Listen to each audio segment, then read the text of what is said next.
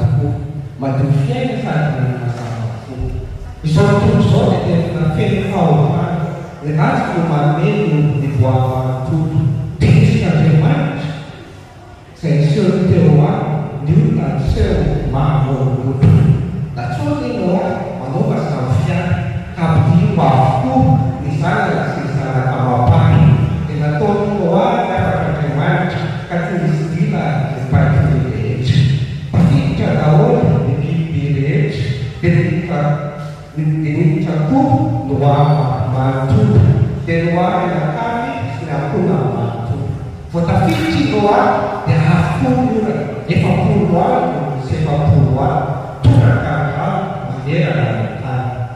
Nahety tokoa ny orana dia samy avokoa ny tany rehetra izay voany manontolo dia maty avokoa ny olona rehetra, ny biby sy ny olona maty izy fetra.